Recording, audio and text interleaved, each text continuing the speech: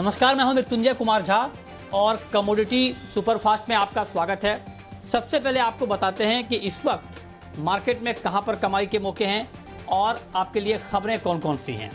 तो खबरों की बात करें तो महत्वपूर्ण खबर यह है कि खाने के तेल की कीमतों पर महत्वपूर्ण बैठक चल रही है खाद्य सचिव की अध्यक्षता में।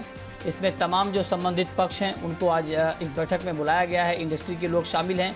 देखते हैं इस बैठक में क्या कुछ निकल कर आता है।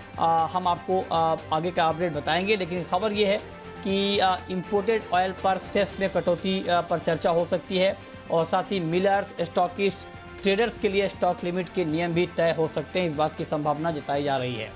इसके अलावा दाल पर जो सरकार ने हाल में सख्ती बढ़ाई है, इंपोर्ट को अलाउ किया है और दूसरी तरफ राज्यों को कहा है कि स्टॉक की जांच करें कि कारोबारियों के पास कितना स्टॉक है। इसको लेकर agri farmers and trader association ने नाराजगी जताई है। उनका कहना है कि इससे किसानों का नुकसान होगा और इससे जो उत्पादन है दालों का वो भी कम हो सकता है, क्योंकि किसानों को अगर नुकसान होगा तो वो दालों की खेती पर कम फोकस कर सकते हैं। इसके अलावा कच्चे तेल में शानदार तेजी है।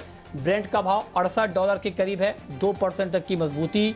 WTI क्रूड का भाव $65 के करीब और यहाँ पर भी 2% की तेजी और MCX पर कच्चा तेल 2% ऊपर है।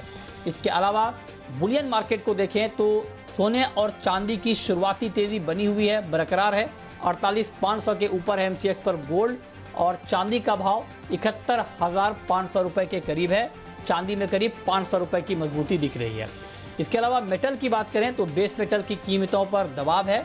एल्युमिनियम 185 तक फिसला है, 1.5% नीचे। जिंक, लेड, कॉपर ये सारे के सारे काउंटर मेटल के दबाव में हैं। तो ये 5 खबरें हैं इस वक्त की और इन 5 खबरों के बाद अब हम आपको बताएंगे कि आपके लिए ट्रेड करने का मौका कहां पर होगा। और ये बताने के लिए हमारे साथ अजय केडिया हैं, केडिया कमोडिटी के MD। अजय जी, बहुत बहुत स्वागत है आपका। शुरुआत गोल्ड से कर लेते हैं। इस वक्त गोल्ड में आप किस तरह का ट्रेड देख रहे हैं? गुड मॉर्निंग, गुड आफ्टरनून मिथुन जी। देखिए, शुक्रवार के सेशन में भी मैंने कहा था कि medium term long term gold में नो डाउट काफ़ी अच्छी तेजी है, बट कहीं ना कहीं हमने देखा कि $1900 का लेवल ब्रीच नहीं कर पा रहा है सोना। तो जब तक $1900 का लेवल ब्रीच नहीं करता, मुझे लगता है प्राइजेस 1850 से $1900 के बीच में ही ट्रेड करेगा। डोमेस्टिक मार्केट में पिछले हफ्ते हमने देखा 48,850 तक का स्पाइक किया था मार्केट। तो जब तक 48,850 के ऊपर नहीं निकलता है, मुझे लगता है कि 48,600 तक बेच के चलिए। 48,250 तक का एक पुल बैक गोल्ड के प्राइजेस में देखने मिल जाएगा। स्टॉप लॉस स्ट्रिक्टली आप 48,850 का मेंटेन कीजिए। ठीक है, तो ये राय आपकी हो गई गोल्ड के ऊपर। कच्चे तेल में आपको लगता है कि इस वक्त बेच कर चलना अच्छा रहेगा, शॉर्ट करके चलना चाहिए क्रूड में? देखिए, कच्चे तेल में पिछले हफ्ते हमने एकाएक काफ़ी बड़ी गिरावट आती हुई देखी। नो डाउट एक हरिकेन का भी अपडेट है और साथ में हमने देखा कि कोरोना के केसेस जो कम हो उसकी वजह से डिमांड इंप्रूवमेंट की बातें हो रही है। बट आई थिंक आने वाले टाइम के अंदर हम देखेंगे एनर्जी डिमांड तो इंप्रूव हो रही है, बट प्रोडक्शन भी काफ़ी ज़्यादा बढ़ रहा है। तो unless and until domestic market पे 5,000 का लेवल ब्रीच नहीं करता है, आई वुड प्रीफर कि जो भी बाउंस मिले उस पर बेच के चलिए। पिछले हफ्ते भी हमने काफ़ी बड़ी गिरावट आती हुई देखी। तो आज के लिए मुझे लगता है 47.60 पे बेचना चाहिए। 48.50 का स्टॉप लॉस रखिए। इमीडिएट टारगेट तो 46.40 का है, बट ओवरऑल मुझे लगता है कि जून मिड तक हमें 4400 तक के भी लेवल क्रूड में आते हुए देख पाएंगे। अच्छा, ठीक है। नेचुरल गैस पर आपका व्यू क्या है? क्योंकि नेचुरल गैस में इस वक्त आप देखें तो करीब करीब 0.25% की गिरावट है। क्या शाम के कारोबार में नेचुरल गैस में ये गिरावट और बढ़ सकती है? मृदुल, पिछले हफ्ते जो हमने इन्वेंट्रीज देखा था उसके बाद ये मार्केट का सिनेरियो चेंज हुआ। उससे पहले हमने देखा 230 का भी स्पाइक प्राइजेस ने मार दिया था, बट इन्वेंट्री इन लाइन आने की वजह से प्राइजेस में दबाव है। एज ऑफ नाउ हमें लगता है कि प्राइजेस में एक हार्मोनिक पैटर्न फॉर्म हुआ है जो टेक्निकली मार्केट को वीक दिखा रहा है। तो हमें लगता है कि नेचुरल गैस को बेच के चलिए। जून वायदे को 216 के करीब, 220 के ऊपर का स्टॉप लॉस रखिए। 208 तक का लेवल दिखा सकता है नेचुरल गैस। अच्छा, ठीक है। तो ये राय हो गई आपकी नेचुरल गैस के ऊपर। ग्वार का मार्केट आपको कैसा लगता है? क्या ग्वार में अभी इस लेवल पे बाइंग करना ठीक है, खरीदना चाहिए? ग्वार अट्रैक्टिव प्राइस है बाइंग के लिहाज से? बिल्कुल मिथुन जी, मुझे लगता है जो करंट फंडामेंटल है इस बार के, वो गवार के लिए काफ़ी अट्रैक्टिव रहेंगे। तो मीडियम टर्म, लॉन्ग टर्म तो मैं अभी भी गवार में पॉजिटिव है। थोड़ी उम्मीद ज़रूर थी हमें भी कि प्राइसेस नीचे में 4200 या 4180 तक का लेवल दिखा दे। बट आज के सेशन में देखा हमने 4200 का अच्छे सपोर्ट पे मार्केट खड़ा है। तो कहीं न कहीं मुझे लगता है कि 4240 के करीब लेके चलिए, 4180 का स्टॉप लॉस रखिए। 4320 तक के लेवल हम प्राइसेस में आते हुए दिख पाएँगे। ठीक है, तो ये राय हो गई आपकी गुआर के ऊपर। चना वायदा, क्या अभी आपको लगता है कि इस लेवल पर खरीदना चाहिए? देखिए, चने में हमने पिछले हफ्ते में काफ़ी बड़ी गिरावट आती हुई देखी है, जब से गवर्नमेंट ने इंपोर्ट के रास्ते ओपन किए थे।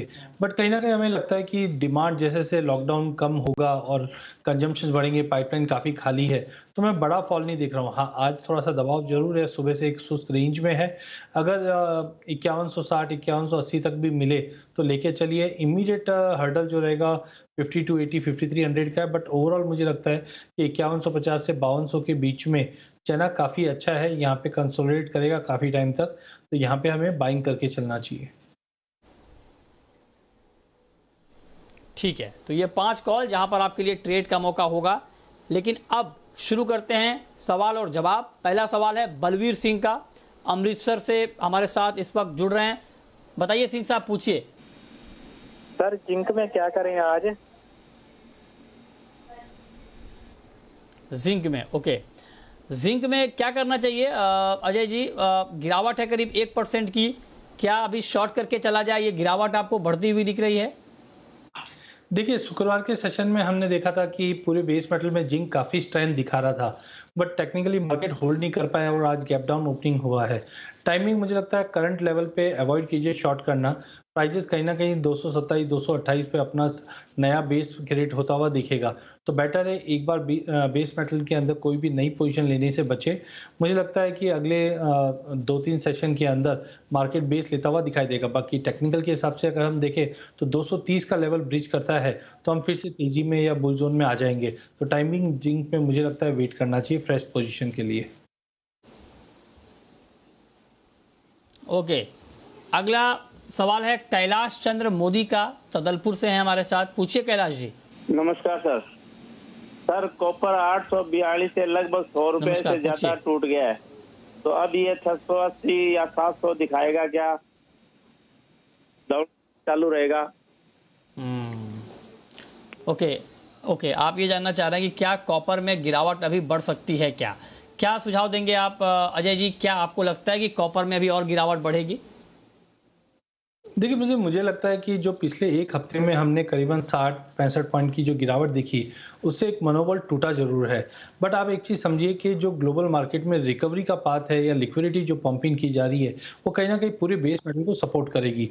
पहले जब हम 350-400 के भाव में थे, 10% की भी अगर तेज़ी मंदी होती, तो 35 से 40 रुपया हुआ करता था। जब हम 800 पे है, तो 80 रुपए तो बेयर मिनिमम पकड़ के चलिए, मोमेंटम रहेगा। आई डोंट थिंक कि जो लॉन्ग टर्म फंडामेंटल्स है, उसमें कोई चेंजेस आया है। हाँ, पिछले हफ्ते चाइना ने जो अलर्ट जारी किया था कि हायर भाव की वजह से थोड़ा कंसर्निंग है, उसके बाद मेटल में गिरावट देखी। तो आई डोंट थिंक कि 730, 732 का काफ़ी स्ट्रॉन्ग सपोर्ट है। तो करंट लेवल पे शॉर्ट नहीं करना चाहिए कोई भी बेस मेटल को। आई थिंक ऑलरेडी पिछले हफ्ते की गिरावट के बाद अब बाउंस की बारी है, तो वेट करना चाहिए। ये हफ्ते में मुझे लगता है कॉपर फिर से 756 से 760 का लेवल दिखा सकता है। करंट लेवल पे अवॉइड कीजिए शॉर्ट करना। अच्छा, तो आप कह रहे हैं करंट लेवल पर शॉर्ट को अवॉइड करना चाहिए, मतलब बेचना नहीं चाहिए। अब यहां से गिरावट बढ़ेगी नहीं। ठीक है, अगला सवाल है राहुल का। पूछिए राहुल जी। सर जी, मेरे को इस कपास कली में पूछना है कि कपास कली डाउन कहाँ तक जाएगा और ऊपर कहाँ तक है, कहाँ से इसको बाई करना चाहिए? कपास खली कहां तक जाएगा ये आप जानना चाहते हैं। बताइए अजय जी, कपास खली का भाव आगे आपको क्या लग रहा है, कहां तक जा सकता है? देखिए, मई मंथ में हमने 2900 रुपए से प्राइजेस के अंदर काफ़ी बड़ी करेक्शन आते हुए देखी। 2500 का लेवल ऑलरेडी हम टेस्ट कर चुके हैं। टाइमिंग मुझे लगता है कि 2350 से 2400 का जो लेवल है वो स्ट्रॉन्ग बेस बन गया है। 2550 के करीब या करंट लेवल से भी थोड़ा बहुत जमा करे तो काफ़ी अट्रैक्टिव कमोडिटी बन जाएगी, क्योंकि हमें मालूम है नया माल अक्टूबर से पहले नहीं आना है। प्राइजेस हायर साइड पे मुझे लगता है 3200 से 3300 तक का भी लेवल दिखा देगा, बट थोड़ा बहुत मार्केट में वॉलिटिलिटी बनी रहेगी, तो थोड़ा संभल के ट्रेड कीजिए। बट आई थिंक 2550 एक फेयर प्राइस है। वहां पे आप लेके चलिए। 2900 का पहला टारगेट रहेगा, उसके ऊपर 3300 तक के भी लेवल हम समझते हैं कि अगस्त तक प्राइजेस में तेजी दिखा देगा। ओके, गोपाल हैं हमारे साथ। गोपाल जुड़ रहे हैं चूरू राजस्थान से। पूछिए गोपाल जी। हाँ जी सर, नमस्कार सर जी। हाजिर में ग्वार पड़ा है तो दीपावली तक नमस्कार, 7,000 हो पूछिए। सकता है क्या? हाजिर में ग्वार पड़ा है, दीपावली तक 7,000 हो सकता है क्या? हाजिर में ग्वार है आपका, ठीक है ठीक है। तो दीपावली तक 7,000, अभी तो मार्केट 4200 4300 के रेंज में ही घूम रहा है। बताइए अजय जी, संभव है क्या कि दिवाली तक ग्वार का प्राइस 7,000 तक पहुंच जाए? देखिए, मतलब गवार में ऑप्टिमिज्म काफ़ी बना हुआ है। सभी कमोडिटी में सबसे सस्ती है गवार, और हम जानते हैं इसकी कैरेक्टरिस्टिक जब चलने में आती है तो सबसे तेज चलती है। टाइमिंग मुझे लगता है 2-3 की लेवल्स है, इसको वॉच करना चाहिए। 4450 का पहले भी हमने देखा 4450 के ऊपर जा नहीं पा रहा है। अगर ये तोड़ भी देता है तो 4850 से 5000 का पहले लेवल रहेगा। तो आई डोंट थिंक उससे पहले 5000 से पहले अगर हम 8000 10,000 की बातें करें तो वो एज ऑफ नाउ कोई फंडामेंटल दिखा नहीं रहा है। टाइमिंग मुझे लगता है जो करंट फंडामेंटल है वो 4800 से 5000 का लेवल मैक्सिमम दिखा रहा है। फिर हम देखते हैं आगे की स्विंग कैसे रहती है, मानसून कैसे रहता है और डिमांड कैसे इंप्रूव होती है। तो टाइमिंग 4450 का पहला लेवल और 4850 का अगला लेवल, ये मुझे लगता है कि अगले 2-3 महीने के लिए हमें पहले व्यू लेके चलना चाहिए। ठीक है, अगला सवाल है महंतेश का। पूछिए महंतेश जी। नमस्कार सर। सोयाबीन में 8,000 का भाव हो सकता है क्या? सोयाबीन में 8,000 का भाव, क्या अजय जी आपको लगता है कि 8,000 का भाव सोयाबीन में मिल जाएगा? देखिए, मतलब जैसे 7000 का लेवल हमने अप्रैल मंथ में छूते हुए देखा, उसके बाद हमने अलर्ट जारी किया था कि भाई ये लेवल पे फ्रूटफुल नहीं रहेगा कोई भी। नो डाउट उसके बाद हमने 7500 7800 तक भी देखे थे प्राइजेस को जाते हुए, बट वो सस्टेनेबल नहीं है। इंटरनेशनल में अभी भी शॉर्टेज बना हुआ है जो कहीं ना कहीं 1600 का लेवल फिर से रीगेन कर सकता है। बट डोमेस्टिक मार्केट में स्विंग पीरियड स्टार्ट हो जाएगा जल्दी, और इस बार बम्पर स्विंग होने की उम्मीद है प्राइजेस को देखते हुए और मानसून को देखते हुए। तो आई डोंट थिंक 8000 का लेवल है, क्योंकि जो रिस्क रिवॉर्ड है वो काफी अनफेवरेबल रहेगा। हाँ, मैक्सिमम मुझे लगता है 7200 7250 तक का लेवल फिर से दिखा दे, बट 8000 मुझे नहीं लगता है कि मार्केट सस्टेनेबल है या फ्रूटफुल रहेगा करंट लेवल से। तो आई डोंट थिंक 8000 लेवल फिर से मिले। बेटर 7250 7300 एक रियलिस्टिक लेवल है, उसको देख के चले। ओके, अगला सवाल है कार्तिक का। राजस्थान से हमारे साथ जुड़ रहे हैं। पूछिए कार्तिक। सर नमस्कार। नमस्कार, पूछिए। सुन पा रहे हैं? जी जी सुन रहा हूँ, पूछिए कार्तिक जी। सर मेरे पास RM सीड पड़ा है सर, 400 टन। अच्छा, हाँ तो सर इसमें आपको क्या राय है सर? तो ये स्पॉट में है फ्यूचर में है? सर ये स्पॉट में है मेरे पास। अच्छा, स्पॉट में है। बताइए अजय जी, मस्टर्ड का एक बड़ा स्टॉक है इनके पास स्पॉट मार्केट में, क्या इनको अभी रखना चाहिए, होल्ड करना चाहिए या बेच देना चाहिए? देखिए, पूरे एडिबल कॉम्प्लेक्स की बात करें तो मुझे लगता है सरसों काफ़ी स्ट्रांग है। हम समझ सकते हैं कि अराइवल पीरियड के अंदर भी अगर मार्केट नया हाई बना रहा है, इसका मतलब मार्केट में फंडामेंटल काफ़ी मजबूत है। जैसे कि इनके पास फिजिकल में माल पड़ा हुआ है, तो पहला चीज़ इन्हें बने रहना चाहिए। मुझे लगता है करंट फंडामेंटल इतने स्ट्रांग है कि प्राइजेस जरूर ये 7800 8000 तक का लेवल दिखा देगा, क्योंकि ऑयल की डिमांड कंटिन्यू बनी हुई है। दूसरा, एनसीडीएक्स के ऊपर ऑप्शन भी अवेलेबल है मस्टर्ड के, वहां पे भी आप अपने प्राइजेस को फिक्स कर सकते हैं, क्योंकि डर लगा रहता है कि कभी अचानक कोई बड़ा फॉल आ जाएगा तो मुझे नुकसान हो सकता है या वैल्यू कम मिलेगी। तो ऑप्शन के जरिए भी ये अपने आप को हेज करके चल सकते हैं। बट ओवरऑल आउटलुक अगले 2-3 महीने की बात करें तो मुझे लगता है मस्टर्ड काफी स्ट्रांग है पूरे एडिबल कॉम्प्लेक्स में, इन्हें बने रहना चाहिए। ओके, बहुत शुक्रिया अजय जी आपका हमारे साथ जुड़ने के लिए, बताने के लिए कहां पर कमाई के मौके बनेंगे।